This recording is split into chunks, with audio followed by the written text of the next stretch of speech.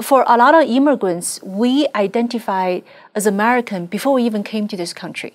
This is because the founding principles of this country about all men are created equal. We all have our God-given right to pursue happiness. Those things is universal. They meant something to us. So we identify as Americans before we even step on this land, before we even have that piece of paper say you are naturalized American citizen. That's why I find it's baffling that the people who were born in this country now rise up to say everything about America's founding, was racist. All those principles are racist. No, they're not. They're not racist because they speak to people around the world who speak different language, have different color skins, and inspire them to want to become Americans. One of the great things about COVID is that my kid brought school home. She was watching it on her laptop because everybody was online. And she got to learn about critical race theory in her economics class. And she got to learn about critical race theory in her literature class. But it made the most sense when she learned about critical race theory in her yoga class. Now, I've heard about this stuff, but it was really remarkable to hear it for myself. Helen Raleigh, you've been with us a lot of times. You're a great author on these issues. And growing up in China, you know a lot about how propaganda works and how re-education works. You're a big fan of CRT, critical race theory, and I want to know why. Thank you. I want to clarify, I'm not a big fan of CRT, I'm a big critic of CRT. Oh, I must have misunderstood. Well, CRT is dangerous because if you look, as you mentioned, I grew up in China, so I recognize immediately it's a neo-Marxist ideology. As a Marxist ideology, as you and I know, it tends to describe societies divided by oppressed and oppressor, but it's divided by socioeconomic classes. But here in CRT, it's a neo-Marxist ideology, so it replaced the class struggle as a race struggle. Yet they still look at the society, divide the society, you and I, through the lens of oppressor versus the oppressed. So, John, you are the oppressor, and I am, as a person of color, as being oppressed. All right, so I have a hard time taking this seriously. And what it is the idea that you are inherited with you are better than other people or worse than other people by your color, by your race. Yes. And those of us who were raised in the shadow of Martin Luther King as kind of this, the great ideology of judge me by my character, not my skin color, and now it's completely the opposite. Right. And so those who are into racial fairness want us to judge people by their skin color, that they identify by their pigment. I just find that racist through and through. It is racist. It's what we call race essentialism. Basically, it means, just like you described, each one of us is predetermined by the color of our skin. So because you're white, you are born as an oppressor, and you are born with racial bias. And no matter how hard you try, you're always in a position of power, of privilege, and you always carry racial bias. You don't even realize because you're born white. At the same time, for people of color, we were born as being oppressed. So no matter how hard we try, we cannot get out of this being oppressed, helpless state. So it doesn't matter, we have no agency because the society is constructed by, the white power, white supremacy. So that's what we call racial essentialism. Basically, their destiny is predetermined by the color of skin. It's a very depressing, very divisive ideology. I believe there's still real bigotry out there. There's still real privilege out there. But I guess I'm asking, are you saying that they have no point whatsoever, that some people have more advantages because their lineage comes from people who had it easier? No, I think that's the trap of a CRT because it's not like, You're absolutely right. We still have racial injustice in our country, and we do have some ugly past in our country's history. And today we haven't fully reached the racial equality. So there are many things we can still do to make progress towards full racial equality. But from this CRT's perspective, America was inherently racist. It was founded upon racist ideas. So all those founding principles, all men created equal, that inspire you and I, those were racist ideas. Those were ideas constructed to preserve a racial inequality system to oppress people of color. So from that angle, it's a total denial of what's good about this country, how far we have come to make the progress. And you're speaking about the bigotry. Asian Americans experienced a long history of bigotry in this country. The 1882 Chinese Exclusion Act, that we cannot legally become immigrants in this country. You're talking about the Japanese internment during the Second World War. Asian America endured a long history of bigotry, and we did not come to this country with privilege. But look at where we are now. Compared to all other ethnic groups, Asian American has achieved such outstanding economic success as well as education, entertainment. We overcome those challenges, and we showed that in a merit-based system, it doesn't matter what your skin color is, you can still overcome. It's amazing that there's this anti-Asian sentiment among some. I mean, yes.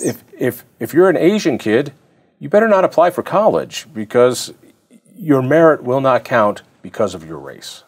Tell me a little bit about that. Yes, it's so far, like I said, CRT permeates through every aspect of society, but it's in education. That's where it's most obvious. That's what I call that a CRT's war on merit-based admission is the 21st century's Asian Exclusion Act. You look at what happened in Harvard. You probably heard, the lawsuit against Harvard. So apparently in Harvard, through their so-called holistic admission systems, that they intentionally give Asian kids lower personality scores, sometimes without even interviewing the kid. So despite the fact that Asian applicants to Harvard generally scored way higher, they constantly keep the number of Asian kids, the percentage of Asian kids admitted to the Harvard freshman class at 20%. That merit doesn't count. That this idea of a meritocracy, that people work hard and they improve, and those people who improve and get a better score on a test, they should go to Harvard. I mean, I understand Harvard's point. Harvard's point believes that the educational experience means you're exposed to a diverse group of people, and therefore we have to have people who are not as talented in their field for that experience. Okay, how do you tell a kid, hey, congratulations on getting a perfect math score, you can't go to school. You're going to have to go because of the color of your skin. Yeah, because you are not the right minority. And by the way, because of that, in protest, I've decided I will not go to Harvard. So they really have been asking me, but I won't do it anymore. The issue of working hard, there's a statistic out there of first-generation Black Americans compared to those who have been here for many years. A lot of them come from the Ivory Coast and other places. Right. Caribbeans, they come and they end up working as cab drivers and Uber drivers. And when you look at the numbers, they have moved up the economic scale with incredible speed. But those who have been here, who know the language, know the culture, know the laws, have networks, haven't been able to do that. And it leads to a question, is there a cultural thing, or is it that Black America has been so beaten down over the years that they just don't have the drive to take advantage of the opportunities that other Black people from other countries see when they immigrate here? Well, so I think for immigrants, there's definitely a difference between immigrants versus native born for a couple of reasons. One is the immigrant is self-selected group, right? You choose, it's normally a volunteer group. You voluntarily choose the immigrant, so you are more motivated to try to do well, try to do your best. That's one thing. Another thing is, as an immigrant, since we didn't grow up in this country, we're not inundated by the indoctrination of the progressive. I go back to the race essentialism, because racial essentialism is so depressing. It's basically tell you your destiny is predetermined by the skin color, by your skin color. So there's nothing you can do. You either so why even give try? Up. Exactly. You either give up trying, or you become angry against the whole system. You become angry and depressed against the whole system because you feel the whole system is against you. The other statistic that gets me, there's no way to prove how racist somebody is. There's no blood test for racism. The only thing I can look at as a collective kind of barometer are interracial marriages and interracial babies. And every year, you can look at the census data, they grow. It seems exponentially, but it's probably not. But it just keeps growing to, I mean, how many people do you know who are part of interracial couples? And it's, so in other words, we hate each other so much, we're making babies together. No, it is getting better. It is constantly getting better. And the response is, well, you're just a white guy, Caldera. Your opinion doesn't count. No, but you're absolutely correct. Our country has come a long way. We are making progress, and that's why this racial essentialism, CRT, is so harmful. And I've been writing a lot of articles on CRT. I have readers send me email to say, I'm a mom or I'm a father of a biracial kid. So, my spouse is white. I am a person of color. So basically CRT is teaching my kid at the school that you should hate your parent who is white because, he or she is oppressing your other parent. It's like, how do you even make this logically make any sense? It's not logical. It does not make any sense. And it's dangerous. It's so divisive. And it's not only dividing our society, it's also dividing racial groups. It's dividing families. Like you mentioned, how do you talk to your biracial kid to say one of your parents, was born with privilege, another one was born to be oppressed? Or if you have a white kid and that kid goes to school and says everything you have is just because you're privileged, you don't deserve to do well in school, you don't deserve what message is it that you're here because of your skin color? What does that do to a small kid? Small kid, yeah. No, it is maddening, and it is everywhere. You mentioned that in our country, you use the term "our." Are you an American citizen? I am, but for a lot of immigrants, we identify as American before we even came to this country. This is because the founding principles of this country about all men are created equal. We all have our God-given right to pursue happiness. Those things is universal. They meant something to us. So we identify as Americans before we even step on this land, before we even have that piece of paper say you are naturalized American citizen.